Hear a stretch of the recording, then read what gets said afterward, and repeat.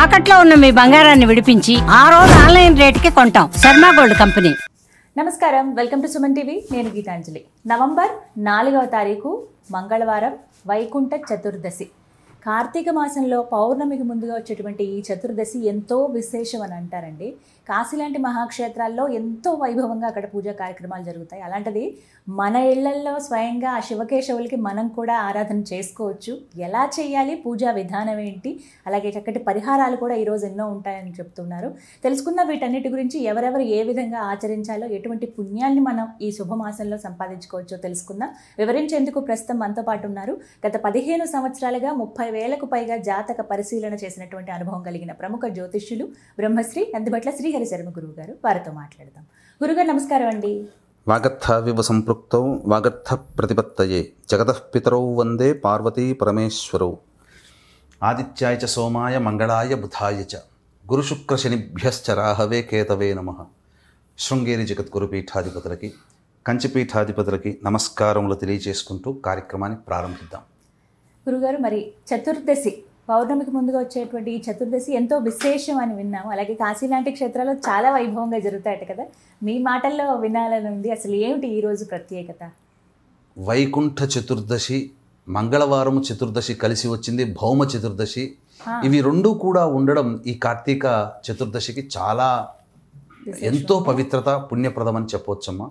అసలు కార్తీక మాసంలో ప్రతిరోజు ఒక పుణ్యప్రదమే, ప్రతిరోజు ఒక విశేషమే, ప్రతిరోజు కూడాను నియమాన్ని పాటిస్తూ ఉండాల్సినటువంటిది జీవితం.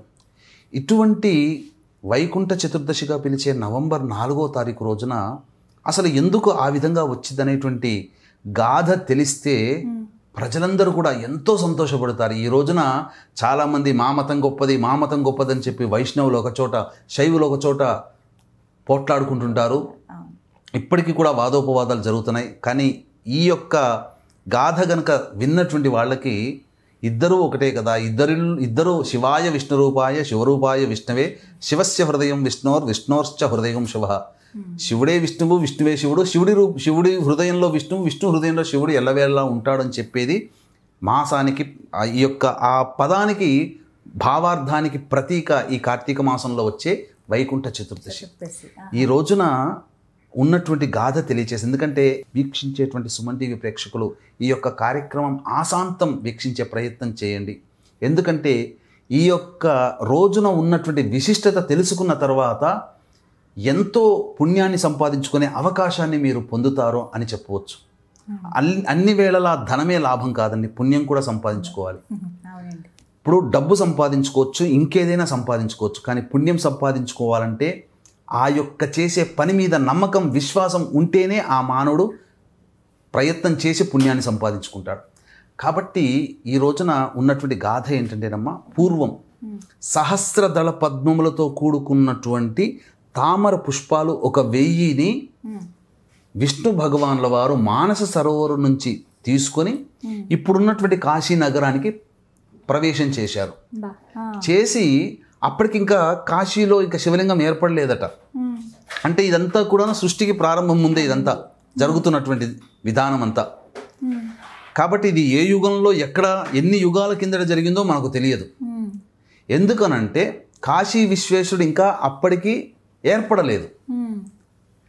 ఆ యొక్క విష్ణు భగవాన్ల వారు ఆ కాశీ నగరంలో ప్రవేశం చేసి ఒక శివలింగాన్ని ఏర్పాటు చేసుకొని అత్యంత భక్తి ప్రపత్తులతో ఈ కార్తీక మాసంలో ఉండేటువంటి చతుర్దశి తిథి రోజున అత్యంత భక్తి ప్రపత్తులతో 1000 నామాలతో అర్చిస్తున్నాడు. ఈశ్వరుడు విష్ణు యొక్క భక్తిని పరీక్షించదలిసి 999 పుష్పాల వరకు ఉంచి ఒక పుష్పాన్ని మాయం చేస్తాడు శివుడు. 999 నామాలతో కలిపి అర్చన చేస్తున్నాడు. ఆఖరికి ఒక నామం మిగులుతుంది, ఒక పుష్పం కనబడట్లా. ఏమైపోయిందని దొరకకపోయేసరికి అతనికి కమలనాథుడు అనేటువంటి పేరు కదమ్మా. అందుకనే తన కంటిని తీసి ఆ ఈశ్వరునికి సమర్పిస్తాడు విష్ణువు. ఆ విష్ణు యొక్క భక్తి ప్రపత్తిని మెచ్చినటువంటి పరమేశ్వరుడు ప్రత్యక్షమై ఆలింగనం చేసుకొని అతని దృష్టిని మళ్ళీ అతనికి ఇచ్చేసి అజేయమైనటువంటి ఈ యొక్క సృష్టిలో ఇక లేదు, ఏ సృష్టిలో కూడా లేదు, ఏ లోకంలో కూడా లేనటువంటి అజేయమైనటువంటి సుదర్శన చక్రాన్ని ఈరోజు బహుకరిస్తాడు. ఆ పరమేశ్వరుడు భక్తిగా అందిన కారణం చేత అది ఎక్కడ జరిగింది? మణికర్ణికా ఘాట్లో జరిగింది. కాబట్టి ఈ రోజున కాశీక్షేత్రంలో మణికర్ణికా ఘాట్లో అందరూ స్నానం ఆచరిస్తే శివకేశవులని ఆరాధించిన పుణ్య ఫలితం కలుగుతుంది. అంతేకాకుండా ఈ రోజున విశ్వేశ్వరుని యొక్క జన్మదినం, అంటే విశ్వేశ్వరుని లింగ ప్రతిష్టాపన జరిగినటువంటి రోజుగా చెప్పబడినటువంటి రోజమ్మ ఈ రోజు. అనేక గ్రంథాల్లో వేరే రోజు కూడా చెప్పబడి ఉంది, ప్రధానంగా ఇది చెప్పబడి ఉంది. అందుకనే దీనికి గుర్తుగా ఈ యొక్క కాశీక్షేత్రంలో విశ్వేశ్వరుని స్థానము పక్కనే విష్ణువుని కూడా నిలిపి అలంకరిస్తారు. అక్కడే ఎప్పుడు తులసిని విష్ణువుకి ఆరాధిస్తారు కదా, మారేడు దళాలు శివుడికి కదా, ఇక్కడ ఏమైపోతుంది, తారుమారైపోతాయి. అందుకని విష్ణువుకి మారేడు దళాలతో అర్చన చేస్తారు, మాల వేస్తారు, శివుడికి తులసి మాల వేస్తారు. ఈ ఒక్క రోజునే హారతి ఇస్తారమ్మా కాశీక్షేత్రంలో. ఈ రోజున అసలు చూడడానికి కళ్ళు సరిపోవంతగా గొప్పగా హారతి ఉంటుంది. ఈ యొక్క విశ్వేశ్వరుని విష్ణుని హారతి ఇచ్చేది. అందుకని వీక్షించేటువంటి ప్రేక్షకులు కూడా ఆ శివకేశవుల్ని ఆరాధన చేసినటువంటి పుణ్య ఫలితం ఈ ఒక్క రోజునే వస్తుంది. కాబట్టి చెప్పినటువంటి ఆచార నియమాల్ని పాటించండి. ఏ దానములు చేయాలో కూడా మనకు శాస్త్రంలో ఈ వైకుంఠ చతుర్దశి రోజున చెప్పబడింది. అన్ని వివరాలు మీకు తెలియజేస్తాను. వీక్షించేటువంటి ప్రేక్షకులు కూడా ఈ యొక్క మహామహిమాన్వితమైనటువంటి కాశీక్షేత్రంలో నవంబర్ 5 కార్తీక పౌర్ణమి, నవంబర్ 6 పద్మక యోగం ఉన్నటువంటి రోజు. ఆ రోజున మన పీఠం ఆధ్వర్యంలో మీ జాతకరీత్యా కలుగు అన్ని రకాల సమస్యల నివారణకి మరియు శనిదోషం ఉన్నటువంటి మేషమిథున కర్కాటక సింహకన్య వృశ్చిక ధనస్సు కుంభమీన రాశిలో జన్మించినటువంటి వారికి నవంబర్ అక్టోబర్ నెలలో రవి శని శుక్ర బుధ గురుగ్రహాలు మారినటువంటి కారణం చేత 12 రాశుల వారికి కూడాను ఇబ్బందులు సమస్యలు తప్పవు. కాబట్టి అన్ని సమస్యల నివారణకి సర్వదోష నివారణ పూజలు హోమాలు జరిపించి శక్తిపాతం చేసినటువంటి కరుంగలి మాల ఇవ్వడం జరుగుతుంది. నవంబర్ 6 రోజున మధ్యాహ్నం 2 గంటల లోపల మీరు కాల్ చేసి స్క్రీన్పై కనిపిస్తున్న నెంబర్కి కాంటాక్ట్ చేసి మీ గోతనామాలు నమోదు చేసుకోవచ్చు. అలాగే నవంబర్ 20 కార్తీక మాసం అమావాస్య శ్రీశైల క్షేత్రంలో, డిసెంబర్ 4 దత్తక్షేత్రంలో ఈ యొక్క సర్వదోష నివారణ పూజలు కూడా జరిపించడం జరుగుతాయి.